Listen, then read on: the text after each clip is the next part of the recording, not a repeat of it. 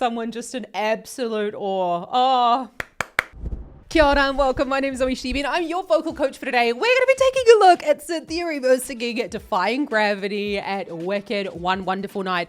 Oh my goodness me, I am obsessed with this concert. It was so stunning beyond words that I'm really glad that I had a look at it first, because to be honest, I'm not really sure my emotions could handle watching it for the first time with you, because I basically just like cried through the whole thing. This is a generational thing. Wicked taught me to sing. Let's see what Cynthia Erivo's up with her vocal technique here with Defying Gravity. I got a bit of a bootleg recording thing going on here, so I really hope that this comes across really well. It is absolutely more than difficult to record this, so let's give it a go.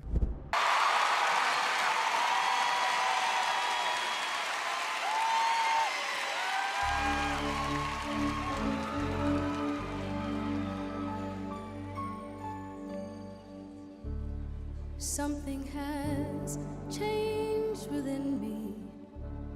Something is not the same. I'm through with playing by the rules of someone else's game. Already there, we've got something has changed within me. Beautiful thin vocal folds. Little bit of breath coming in there. The rules of someone else's game. In order to go up there and to not have it like, I don't know, break or feel strained. I mean, like Cynthia Erivo, like, whoo. She's got very flexible larynx, lots of thyroid tilt. The thyroid is here where the vocal folds live. Lots and lots and lots of thyroid tilt is the way that you sing the start of the song. Of someone else's game. Too late for second guessing. Too late to go back to sleep. It's time to trust my instincts. Close my eyes and leave. It's time to try to find. Absolutely stunning. So close my eyes. Very, very, very thin vocal fold here. And there's lots of different ways you can sing this song. But definitely the beginning here, I think that it's a very insular thing. She's having a conversation with herself. It's close my eyes and leave. And that's where we're hearing for the first time really closed vocal fold. And then with that closed vocal folds, it's definitely not falsetto. We've got thin vocal folds, lots of thyroid tilt. Leap. She's allowed, or she's able to crescendo through there. It's time to try to find gravity. I think I'll try defying gravity, and you can pull me down. Oh, beautiful. And I know Cynthia is the ultimate professional, so she's not going to do this. But also, we don't want to over-sing the start of the song. It's an excitement. That's why we've got the strings going. It's this sort of almost beating heart excitement feeling going on in the background. And the melody line of the singing is going over top of this very in the instrumental. You've got the melody line kind of soaring over top of it, as if it's this like assuredness that she's bringing into the sound. And I just, the song is just so beautifully constructed as well. Gravity, and you can pull me down. I'm through accepting. Okay, and usually we would have Glinda there going, can't I make you understand? You're having delusions of grandeur. I'm through accepting. It's almost like she cuts off Glinda in that moment.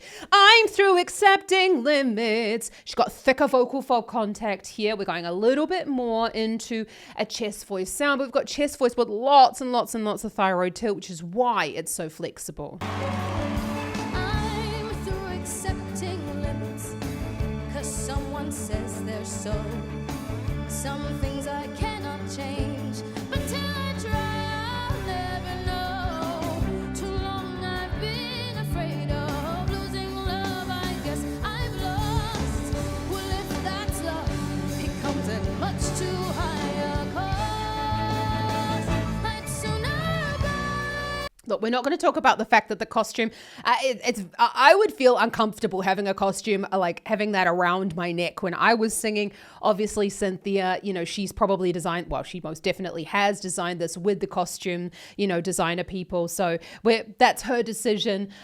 We have this quite sort of, and so now by defying gravity, the sort of quite wide mouth shape there. Now, it's her decision. That's, I think, the reason why we're getting a decidedly bright timbre to the sound. Now, everybody sings Defying Gravity in their own different way.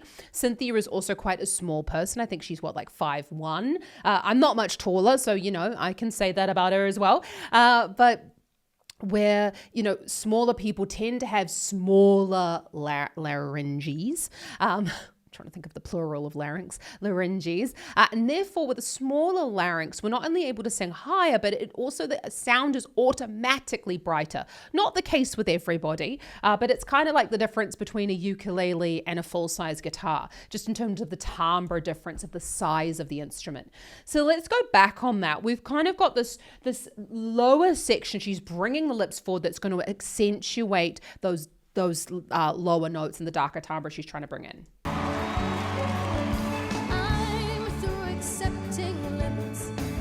Someone says they're so.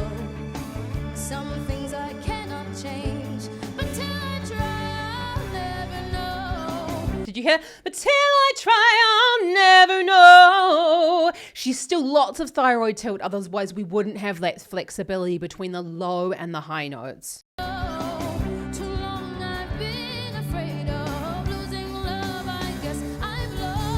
There we go. So too long I've been afraid of. Bringing the lips forward is going to elongate the vocal tract, help to darken the sound. So it goes, too long I've been afraid of. Also, unfortunately, the knock-on effect of having too wide of a mouth, it can sometimes make it quite difficult for us to sing higher in the range.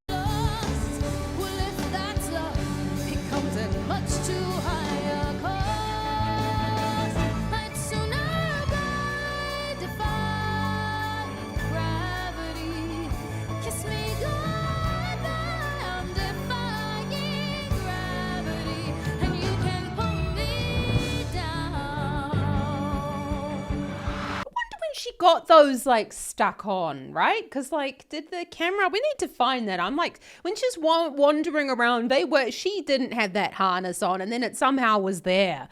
I'm confused. Let me know if you were there and you saw, did someone come onto stage and go kick, or did she do it herself? So we've got too long I've been afraid of. We've actually got a thicker vocal. This is what you would really call a mixed sound in musical theater. Okay, it's quite low volume, but the vocal folds have thickened up at this point. Lots of thyroid tilt is the way that we do it, and that helps to go up and down the range with keeping in the same vocal quality. We are still wanting to go in for those really low notes, taking a little bit of that thyroid tilt out, but she didn't really allow the larynx to lower to bring in that sort of darker, richer tone that we heard in the movie. This is also kind of what's making her able to have quite a flexible sound with those riffs and runs. This isn't a thick vocal quality, otherwise she wouldn't be able to be so fast.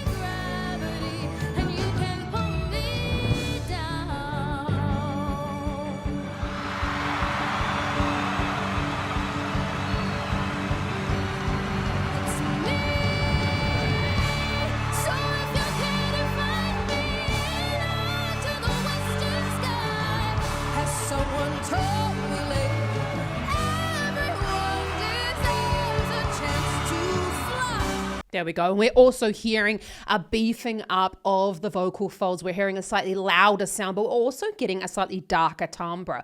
Now, I've never flown. I have an incredible fear of heights, but you can imagine the tension that is required to hold yourself upright is actually going to help in order to create this sound. It's me! And we're wanting to pull up through the pelvic floor, through the internal abdominal muscles in order to support the sound, because we're really wanting to create pressure here inside the lungs in order to make that sound. Let's go back on that. I think that was the magic of TV, wasn't it? I feel like she did it like a cut and then she strapped herself in.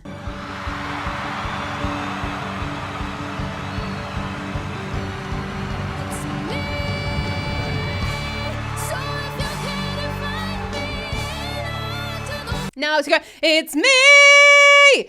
Any professional, I know that you're probably looking at being like, oh my God, how did she do that with such a with such a pure vowel? Now, I've been asked quite a lot recently about the difference between professional singers and non-professional singers, and this is one of them. So professional singers will be practicing to be able to sing any vocal quality with the purest of vowels, because in musical theatre, we don't necessarily modify the vowels as much as is allowed in popular music, because it also distorts the way in which we're able to understand the lyric. So that's just something that you work on.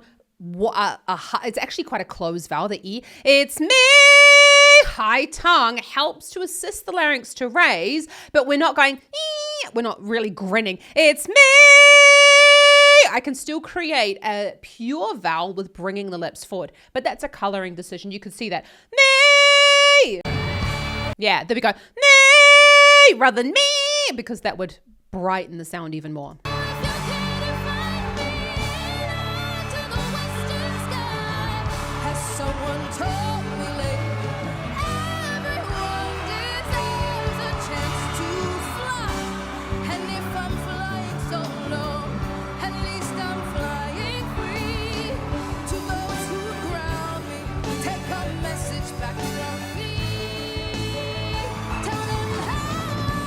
And now she's opened up. So tell them how I am defying gravity. So this could be also because it's relatively difficult to hold on to that slightly thinner vocal fold quality, especially when you've got so much tension going on in the body. It is easier to open up onto those more open vowels.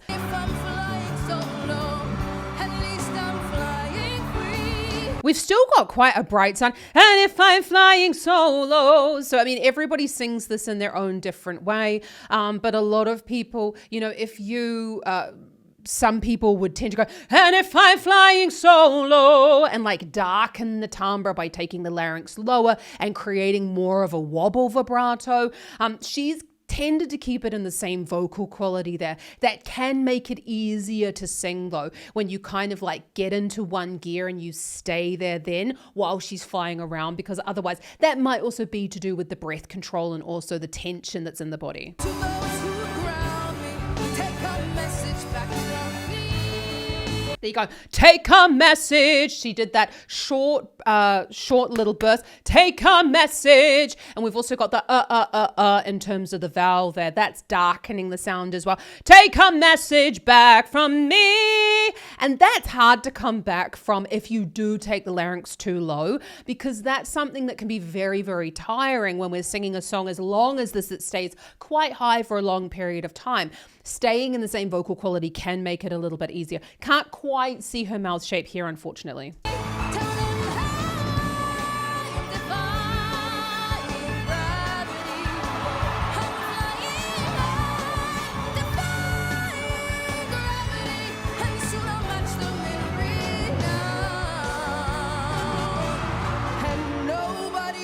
Oh, that's just so beautiful, isn't it? Like someone just in absolute awe. Oh.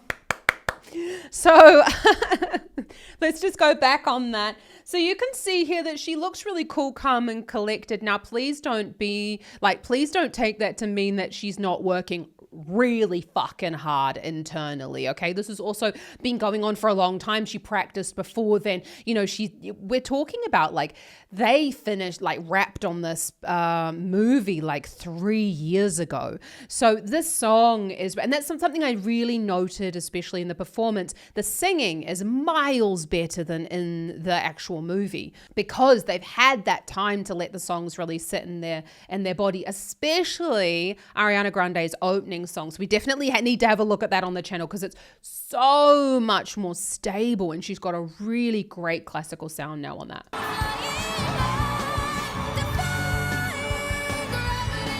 And so they go, defying gravity. That can feel like it's quite a f if you're letting out too much air on the f. We're wanting to internalize the f. Defying gravity. So it's not defying, it's defying. So we're very like letting out almost no air. And that pull back on the breath is what helps to keep the vocal folds closed. Otherwise, we're going to go defy. and go bleh, and the sound will spread. We don't want to do that.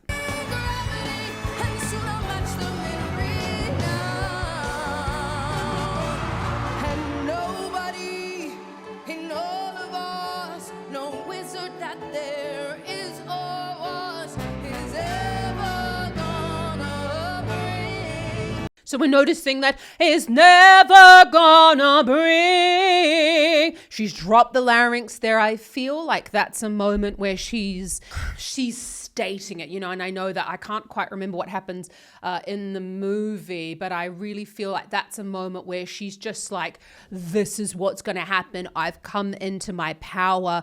I'm having that like megaphone moment, and nobody in all of Oz. She's shouting it out to everybody in Oz, and that's that change of the vocal quality there, that she kind of becomes quite very determined, and up until that point she's been quite a shy character really in the whole thing, and she's stating it's almost like a statement in that moment. We've got more of a and nobody in all of us, more of an sound, north, south, mouth shape, less widening. That's also helping us to darken the sound.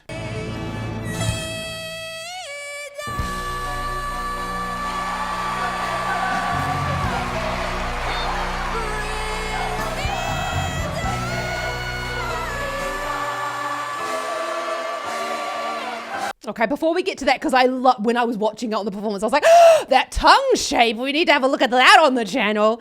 So God, bring me down. She's in a pure belt there. Usually this last section of the song from the, so if you care to find me, is really the moment where the belt kicks in. And I really feel that she's only started belting now on these last two notes. We've got very little vibrato, and that's important when we're in true belt. We actually don't have, we have a little bit of thyroid tilting, but not a huge amount. It's about the cricoid, which is the bottom part of the larynx. It goes back, or tilts backwards to thicken the vocal folds, like thicker than thick. And that we've got straight tone. You suddenly hear this like electric kind of sound come in. It's a different feeling to the sound. Now we're going to go back on that. Bring me down. The jaw's not playing a role in that. But the E, that's so hard to sing.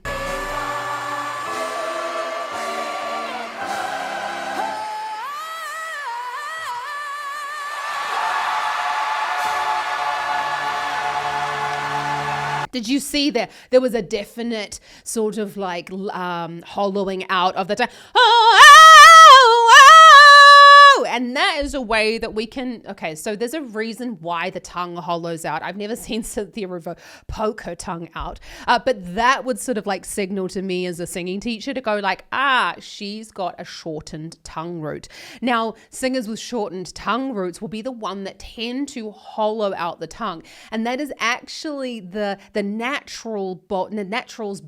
body's, sorry, I'm getting my words muddled up, getting too excited. The body's natural response for when the larynx goes higher, it's going to take the larynx down. You can't do shit about it, yeah? It's going to take the larynx ever so slightly down to stop us from, dying, from suffocating ourselves. And that's going to pull down the back of the tongue. So that's why we get sometimes that hollowing out. And then she's going, and she's flattened the tongue out. Now we can want to do that when we're trying to get more pharyngeal space. Now I'm not telling Cynthia Erivo how to suck eggs. She has a wonderful singing teacher in Joan Lauder in New York, and I know that she goes to very regular singing lessons, so that's not the problem. Also with professional singers, if it's not broke, we don't fix it, okay? If that's the way that she sings that, if she likes it, if that's what she's after, we tend to leave it that way and work around on the problem areas, or try to do a lot of cross training so that there is a knock-on effect within the vocal technique itself. So with that hollowing out of the tongue, it's not necessary. So for all singers, but for some singers it is. That hollowing out is also another way to to push down the tongue, the larynx a little bit more in order to darken the tone. It's quite hard. Whoa! wow. So that's probably also, she's lifted the chin there to look up to the camera. We've got that high. She's flying. Like, and she cut off the sound. It sounded a little bit scratched in there, but you know what? Like, who cares? Because also it's just like this one moment and they've probably had a whole week of rehearsals. So, you know, I don't want you to be looking at it and going like, oh my God, my tongue doesn't hollow out when I sing higher. It's just for people with shorter tongue roots. Mine, for example, doesn't do that because I have a very long tongue root. So, oh my goodness me. Right, I am off to a musical. I am so excited, but unfortunately I have to run. Were you there? Did you see? I'm off to see Kinky Boots, actually. I'm really, really excited because I've seen it before, but I'm just excited to just dance out whatever Lola wants. Can't get enough of musical theatre. Were you there? Did you see this performance live? I'd love to hear from you. Let me know down in the comments. And do me a huge favor. If you have enjoyed this video, hit that subscribe button. It really does help me. I teach singing full time. I've been doing this for 18 years. And if you're interested in singing lessons, I got a whole bunch of freebies down in the description. And you can join my online singing school community section, absolutely free. And that's where the free singing lessons are also going to be for you to download and to watch and to follow along with me. But I'd really appreciate if you also subscribe to the channel because it honestly does help me hugely. Have an awesome rest of your day. Check out some more Wicked up here and I'll see you around next time. Happy singing, Kaki channel.